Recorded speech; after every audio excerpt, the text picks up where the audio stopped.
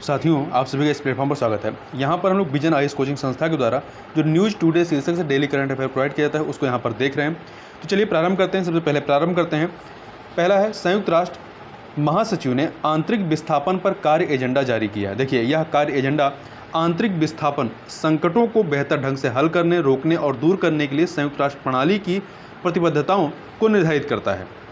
आंतरिक रूप से विस्थापित व्यक्ति वे लोग हैं जो कई कारणों से अपने घरों से पलायन के लिए मजबूर हो जाते हैं, लेकिन अपने देश के भीतर ही रहते हैं। आंतरिक विस्थापन के प्रमुख कारणों में कुछ कारण निम्नलिखित हैं: सशस्त्र संघर्ष, सामान्य हिंसा, मानवाधिकारों का उल्लंघन, प्राकृतिक या मानव निर्मित आपदा, जलवायु परिवर्तन के प्रभाव इत्यादि। आंतरिक रूप से विस्थापितों की संख्या जो है 5.9 करोड़ से अधिक है। 2021 का ये आंकड़ा है। भारत में भी वर्ष 2021 में आंतरिक विस्थापितों की संख्या जो है 49 लाख थी। कितनी थी? 49 लाख थी। आंतरिक रूप से विस्थापित लोग निम्नलिखित चुनौतियों का सामना करते हैं। कैसे? शारीरिक हमले का, लैंगिक हमले का और अपहरण का अत्यधिक खतरा होता है इन पर। साथ ही पर्याप्त आश्रय, भोजन और स्वास्थ्य सेवाओं आदि से वंचित होने का भी खतरा इन पर बना रहता है। यह कार्य एजेंडा जो संयुक्त राष्ट्र ने प्रस्तुत किया है, एजेंडा निम्नलिखित 3 पक्षों को साकार करने के लिए संयुक्त राष्ट्र की प्रतिबद्धताओं को निर्धारित करता है। ये 3 लक्ष्य कौन से हैं? पहला है, आंतरिक रूप से विस्थापित लोगों को या लोगों की उनके विस्थापन का एक स्थायी समाधान खोजने में मदद करना। दूसरा, नए विस्थापन संकटों को उभरने से बेहतर तरीके से रोकना। तथा तीसरा, यह सुनिश्चित करना कि विस्थापन का सामना करने वालों को प्रभावी सुरक्षा और सहायता मिले। देखिए, कार्य एजेंडा आंतरिक विस्थापन के समाधान के बारे में भी बात करता है। इन समाधानों में निम्नलिखित शामिल हैं। कौन कौन से? राष्ट्रीय और स्थानीय अधिकारियों द्वारा उच्च स्तरीय नेतृत्व एवं संपूर्ण सरकारी भागीदारी दृष्टिकोण। दूसरा, संयुक्त राष्ट्र की अग्रिम, आरंभिक और अधिक पूर्वानुमान आधारित भागीदारी। तीसरा, निजी क्षेत्र को शामिल करना, विशेष रूप से आजीविका को फिर से प्राप्त करने में मदद करने के लिए। चौथा, आंतरिक विस्थापन पर डेटा एकत्र करने, प्रबंधित करने और उपयोग करने के लिए प्रासंगिक तंत्र के रूप में। देखिए, भारत में आंतरिक विस्थापन को निम्नलिखित श्रेणियों में शामिल किया जाता है। कौन कौन से? प्राकृतिक आपदाओं के कारण विस्थापन, विकास गतिविधियों के कारण विस्थापन तथा हिंसा और संघर्ष की घटनाओं के कारण विस्थापन। भूमि अधिग्रहण अधिनियम 2013 और आपदा प्रबंधन अधिनियम 2005 पहली 2 श्रेणियों, कौन कौन सा? प्राकृतिक आपदाओं का विस्थापन और विकास गतिविधियों के कारण विस्थापन को संबोधित करते हैं। इसके अलावा प्रवासियों और स्वदेश लौटने वालों के राहत व पुनर्वास की एक अम्ब्रेला योजना भी चलाई जा रही है। इसके तहत वित्तीय सहायता और अन्य सुविधाएं प्रदान की जाती हैं। आगे बात करते हैं। अमेरिकी उच्चतम न्यायालय ने गर्भपात के अधिकारों पर ऐतिहासिक रो बनाम बेड निर्णय को पलट दिया है। देखिए, अमेरिकी उच्चतम न्यायालय ने वर्ष 1973 के रो बनाम बेड के उस ऐतिहासिक निर्णय को पलट दिया जिसने महिलाओं के गर्भपात के अधिकार को संवैधानिक संरक्षण जो है प्रदान किया था। वर्ष 1973 के निर्णय ने गर्भपात से संबंधित सुरक्षा को संस्थागत रूप भी प्रदान किया था। हाल के फैसले का धार्मिक और जीवन समर्थक समूहों ने समर्थन किया है। वहीं अधिकारों के लिए लड़ने वालों ने इस निर्णय का विरोध किया है। निर्णय विरोधियों के अनुसार इस निर्णय का अन्य अधिकारों पर भी नकारात्मक प्रभाव पड़ेगा।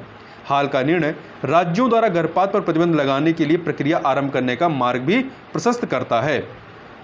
अब यहाँ पर हम लोग गर्भपात के अधिकार के पक्ष में तर्क और गर्भपात के अधिकार के विरोध में तर्कों को देखते हैं। पहले पक्ष में तर्क की बात करें तो देखिए, प्रजनन नहीं के लिए अपने शरीर की क्षमताओं के बारे में महिलाओं द्वारा चुनने के अधिकार को सुरक्षित करता है, ये जो गर्भपात का अधिकार है। दूसरा, जनसंख्या, स्वास्थ्य और विकास लक्ष्यों को प्राप्त करने में यह सहायक है। तीसरा, भ्रूण के विकारों की पहचान करने में मदद करता है। साथ ही गैर कानूनी गर्भपात के खतरों से बचाता है। तो ये पक्ष में है। विपक्ष में तर्क क्या है गर्भपात के अधिकार के? तो पहला है, लिंग निर्धारण के लिए प्रौद्योगिकियों के दुरुपयोग से जुड़े नैतिक मुद्दे शामिल हैं। दूसरा, बलपूर्वक और जबरन नसबंदी के खतरों को बढ़ाता है। तीसरा, गर्भपात का अधिकार बच्चों के जीवन के अधिकार के अलावा भ्रूण और जीवन की रक्षा के राज्य के दायित्व के भी खिलाफ है। देखिए, भारत में प्रजनन अधिकार की बात करें तो गर्भ का चिकित्सीय समापन संशोधन नियम 2021 के तहत कुछ श्रेणियों की महिलाओं के लिए 24 सप्ताह तक गर्भपात की अनुमति प्रदान की गई है। 20 सप्ताह के भीतर गर्भपात के लिए एक चिकित्सक की सलाह और 20 से 24 सप्ताह के भीतर गर्भपात के लिए 2 चिकित्सक की सलाह लेना जरूरी है। राज्य स्तरीय मेडिकल बोर्ड भ्रूण में असाधारण विकृतियों के मामलों में 24 सप्ताह से अधिक के गर्भपात की अनुमति दे सकता है या अस्वीकार कर सकता है। आगे बात करते हैं। भारतीय मानक ब्यूरो BIS ने इलेक्ट्रिक वाहन की बैटरियों के लिए प्रदर्शन संबंधी मानक निर्धारित किए हैं। भारतीय मानक ब्यूरो ने विद्युत चलित सड़क वाहनों के lithium ion traction battery pack एवं सिस्टम के परीक्षण संबंधी विनिर्देशों के लिए मानक प्रकाशित किए हैं। क्या किए हैं? देखिए, IS 17855 2022 मानक जो है वास्तविक जीवन परिदृश्यों को ध्यान में रखते हुए तैयार किए गए हैं। वास्तविक जीवन स्थितियों में पार्क किए गए वाहन, मतलब कहीं पर खड़े किए गए वाहन अर्थात लंबे समय तक बैटरी का उपयोग नहीं करना, उच्च और निम्न ताप पर चलने वाली बैटरियां आदि इसके तहत शामिल हैं। देखिए, इलेक्ट्रिक वाहन बैटरी इलेक्ट्रिक ऊर्जा से संचालित होती है। यह lithium ion, solid state, nickel metal hydride आदि जैसी अलग अलग प्रकार की बैटरियां इसके लिए उपलब्ध हैं। लिथियम आयन बैटरियों को निम्नलिखित कारणों से सबसे अधिक पसंद किया जाता है। किन कारणों से? पहला, वजन की तुलना में ऊर्जा शक्ति अनुपात का होना, उच्च ऊर्जा दक्षता। तीसरा है स्वतः कम डिस्चार्ज होना आदि, मतलब रखे ये डिस्चार्ज जल्दी नहीं होता है। इलेक्ट्रिक वाहन बैटरियों से संबंधित समस्याएं क्या हैं? पहला, बैटरी सेल और डिजाइन में खराबी के कारण आग लगने की घटनाएं सामने आ रही हैं। दूसरा, बैटरी के प्रदर्शन की विश्वसनीयता संदेह में रहती है क्योंकि यह आसपास के परिवेश की स्थितियों और बैटरी की आयु के साथ बदलती रहती है। तीसरा, इलेक्ट्रिक बैटरी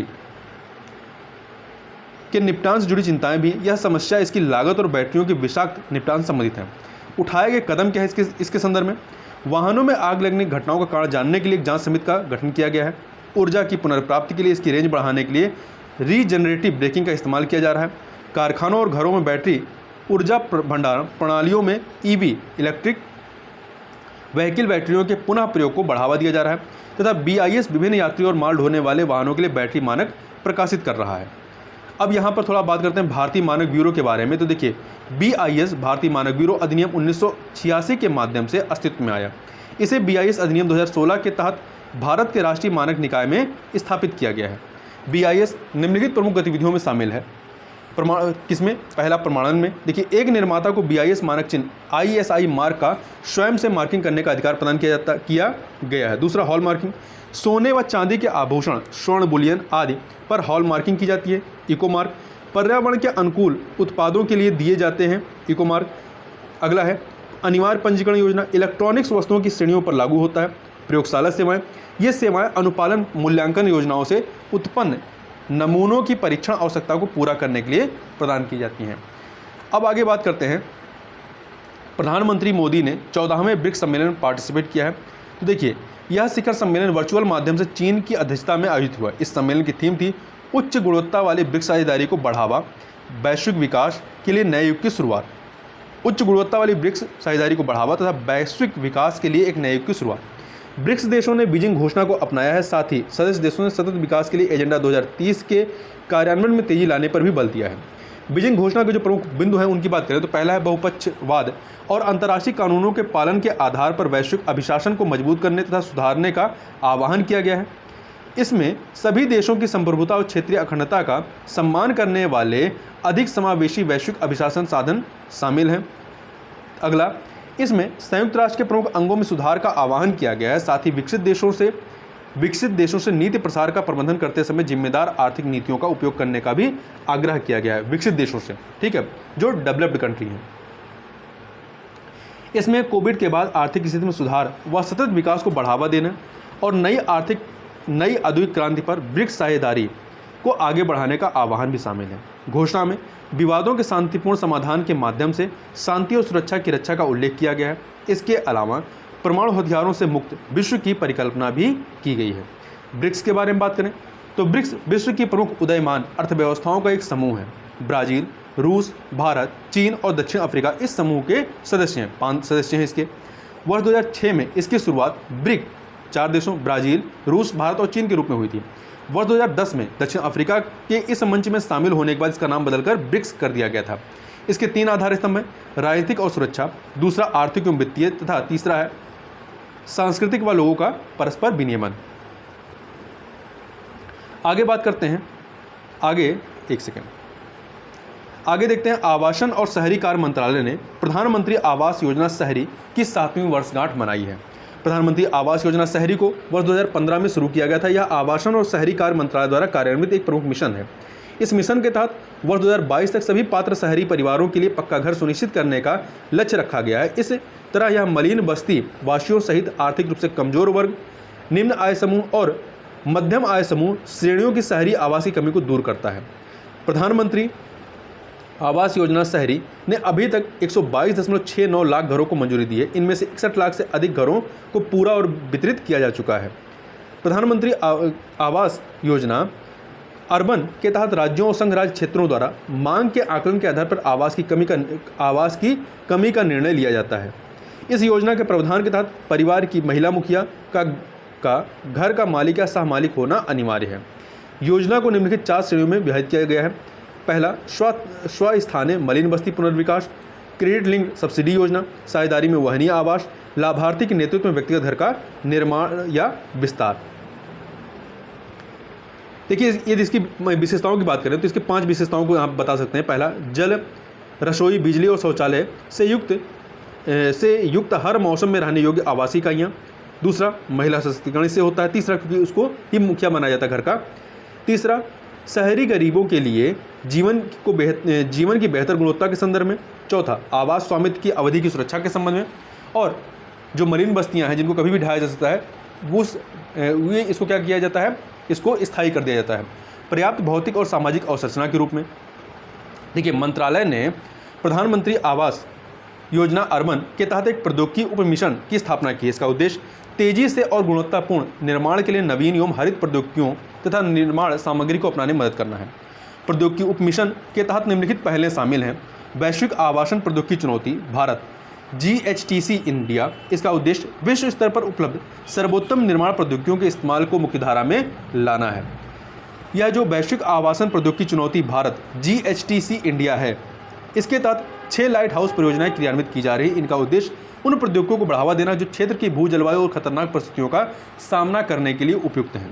मंत्रालय ने शहरी प्रवासियों गरीबों के लिए प्रधानमंत्री आवास योजना अर्बन के तहत एक उप योजना किफ़ायती किराया आवास परिसर भी आरंभ किया है। आगे चलते हैं, जो कुछ सुर्खियों में जो चीज़ें रही उनकी बात करते हैं। पहला है over the top OTT platform पर काम करने वाले बच्चों की सुरक्षा के लिए मानदंड के संदर्भ में। देखिए, राष्ट्रीय बाल अधिकार संरक्षण आयोग NCPCR ने दिशा निर्देशों का एक मसौदा प्रकाशित किया है। इसका उद्देश्य फिल्मों, TV show, social media, OTT platform आदि में काम करने वाले बच्चों की शारीरिक और मनोवैज्ञानिक तनाव से बचाना है। इसके प्रमुख प्रावधानों में क्या है? एक बच्चे को शूटिंग में शामिल करने से पहले निर्माताओं को जिला मजिस्ट्रेट की मंजूरी लेनी होगी।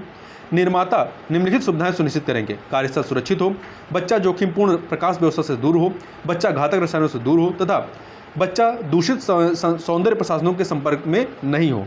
इवेंट से बच्चे को होने वाली आय का कम से कम 20% हिस्सा शीघ्र बच्चे के नाम पर एक समाधि जमा खाते में जमा कर दिया जाना चाहिए। आगे बात करते हैं कार्ड टोकनाइजेशन के बारे में। भारतीय रिजर्व बैंक ने कार्ड डेटा भंडारण और टोकनाइजेशन कार्यान्वयन की समय सीमा को 30 सितंबर 2022 तक बढ़ा दिया है। टोकनाइजेशन क्या है? टोकनाइजेशन वास्तविक कार्ड वितरण को टोकन नामक एक वैकल्पिक कोड के साथ प्रतिस्थापित करने को संदर्भित करता है। यह नई व्यवस्था कार्ड या टोकन अनुरोधकर्ता और डिवाइस के संयोजन के लिए विशिष्ट होगी। एक टोकन युक्त कार्ड लेन देन को इसलिए सुरक्षित माना जाता है क्योंकि यह संवेदनशील कार्ड विवरण को प्रकट नहीं करता, मतलब आपके पूरे कार्ड की डिटेल को ये प्रकट नहीं करेगा। टोकन बनाने का विकल्प कार्ड धारकों के लिए स्वैच्छिक है। जो लोग टोकन नहीं बनाना चाहते हैं वह व्यक्तिगत रूप से कार्ड विवरण दर्ज करके पूर्व की तरह लेन देन जारी रख सकते हैं। आगे बात करते हैं, कॉर्पोरेट कार्य मंत्रालय ने कारोबार बंद करने के नियमों में संशोधन किया है। देखिए, कॉर्पोरेट कार्य मंत्रालय ने कंपनियों को स्वैच्छिक रूप से बंद करने संबंधी नियमों को संशोधित किया है। इस संशोधन का उद्देश्य दिवाला और शोधन अक्षमता संहिता IBC के दायरे से बाहर कंपनी अधिनियम के प्रावधानों के तहत कॉर्पोरेट निकास प्रक्रिया को सुगम बनाना है। स्वैच्छिक समापन के अतिरिक्त IBC अर्थात दिवाला और शोधन अक्षमता संहिता के बाहर यह कॉर्पोरेट पुनर्गठन में विकल्प जो कि RBI द्वारा दिया गया है, स्वैच्छिक कॉर्पोरेट निकास के लिए भी उपलब्ध है।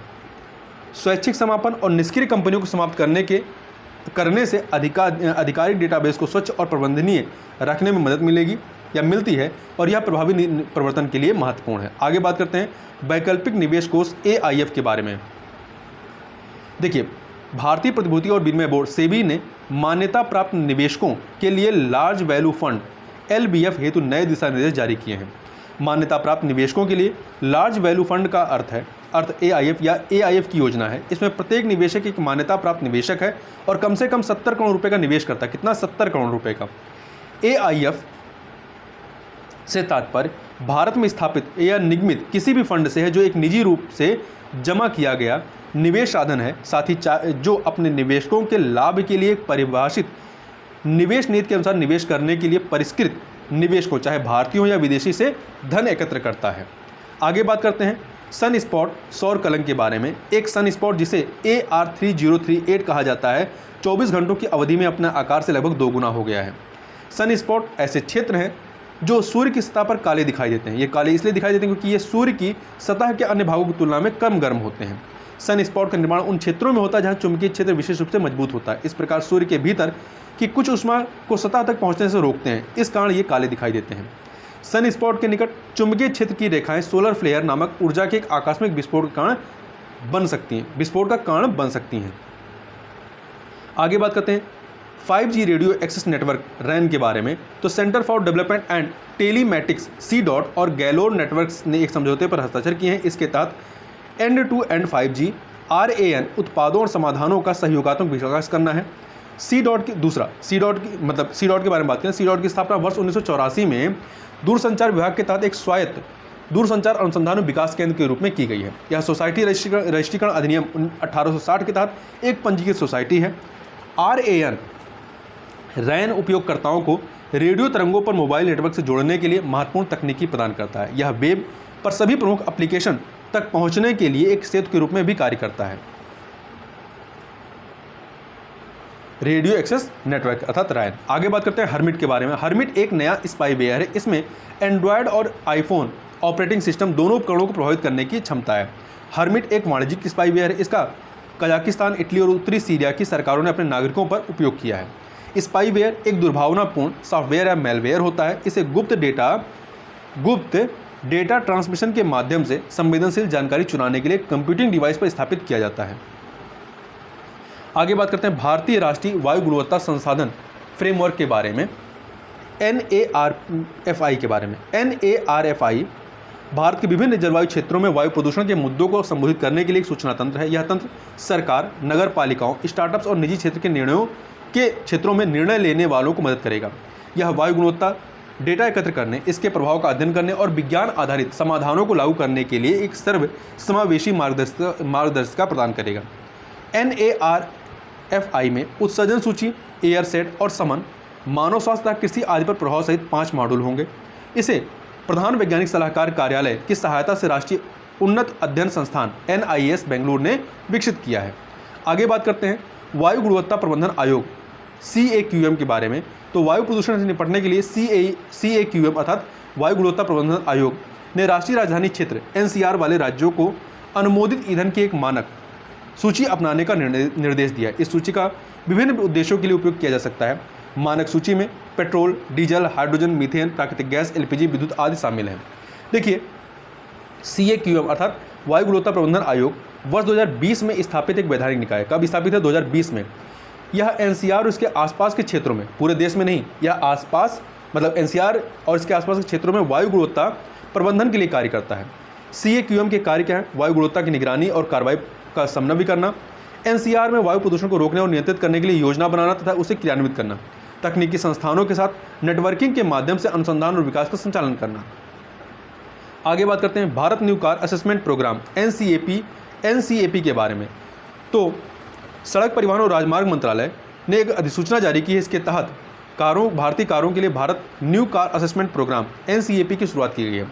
Bharat new car assessment programme भारतीय कारों के क्रैश टेस्ट में उनके प्रदर्शन के आधार पर स्टार रेटिंग देने के लिए एक परीक्षण प्रोटोकॉल है। इसका लाभ क्या होगा? यह ग्राहकों को सुरक्षित कारों को चुनने में मदद करने के साथ साथ भारतीय ऑटोमोबाइल की निर्यात क्षमता में भी वृद्धि करेगा।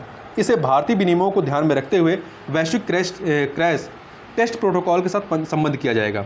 Global new car assessment programme GNCAP एक यूनाइटेड किंगडम स्थित पंजीकृत चैरिटी है। यह वर्ष 2014 से सेफ कार फॉर इंडिया कार्यक्रम के तहत भारतीय बाजार के लिए कारों का परीक्षण कर रही है। कब से? 2014 से।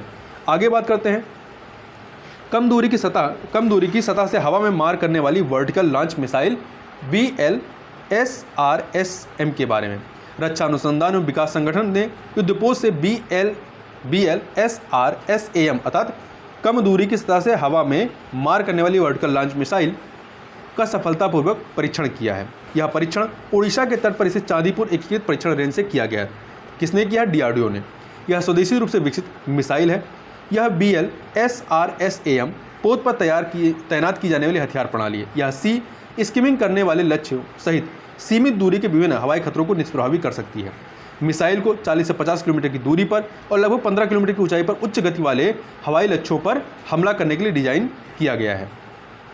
BLSRSAM एक कनस्तरीकृत प्रणाली है। इसका अर्थ है कि इसे विशेष रूप से डिजाइन किए गए कंपार्टमेंट में भंडारित और वहीं से संचालित किया जाता है। इससे इसका परिवहन और रखरखाव आसान हो जाता है। साथ ही इसकी सेल्फ लाइफ में वृद्धि होती है। आगे बात करते हैं कायम coulomb floating solar PV project के बारे में।